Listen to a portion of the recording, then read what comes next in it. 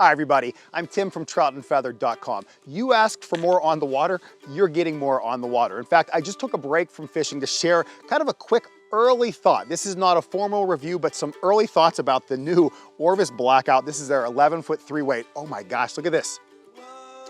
Stay tuned, this is a good one.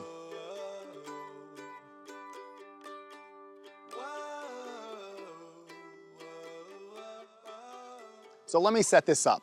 Early spring, Pennsylvania. The day started off, I had a coat on, it was really chilly, really overcast. I was fishing pools, now I'm fishing riffles because the sun's come out. I lost that coat, but I've stuck with one rod the entire time. This Orvis Blackout 11-foot 3-weight. This is a brand new one to my arsenal. Now I'm European nymphing today. If you don't know what that is, just pause right now, click somewhere on the screen because there's a video I've already made. It's called Is Euro Nymphing Cheating? Sometimes it feels like it is. But let me get into some specifics about this rod and at least the setup I'm initially using today, right now, early spring. So I'm fishing a micro thin Euro leader. Micro thin leaders are not something you want to initially jump into if you're into European nymphing. It's one of these things where you kind of want to go into stages. If you're not sure what that means and if you're like, well, how do I get there? Shoot me an email. My email's on the screen somewhere right now. But then I'm also fishing just one fly because I want to concentrate on just making casts, seeing what this rod is like, and then just not worrying about tangles or anything else like that.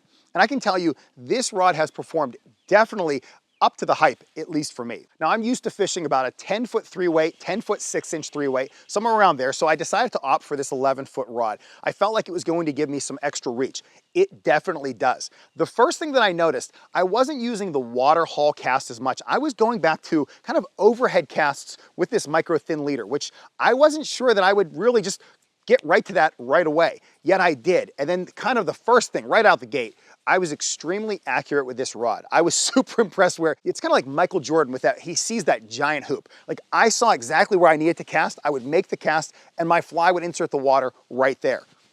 +1 Orvis, nice job with that. From that point forward, I got right into my drift. This rod recovered really fast, but then the next thing, I hooked a bunch of fish, I landed a bunch of fish, all in that 10 to about the 19-inch range. It was a really strong morning for me. Now, the one kind of comment I want to make about this, I had a lot of control when I was fighting those fish. I was really able to put a big bend on this rod. I was able to get those fish over to me. I was fishing a 5.5X tippet. I didn't break a single one off. In fact, I kept every fly on that I tied. It's been a good day, as I can tell you.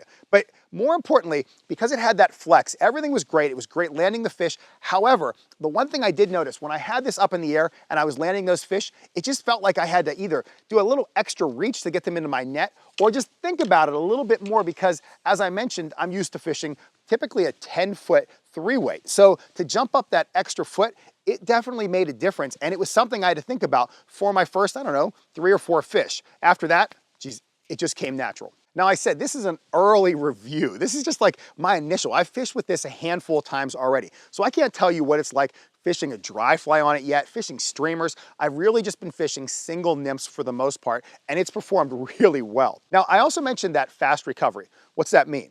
Now, what that means is when you go into a fly shop and you see people wiggling the rods and you're wondering, what are they doing? Well, they're wiggling the rods and maybe they know what they're doing, maybe not. Maybe it's just like you kick the tires when you go to buy a vehicle. But whenever I wiggle it, I want to know that that rod will wiggle and then stop.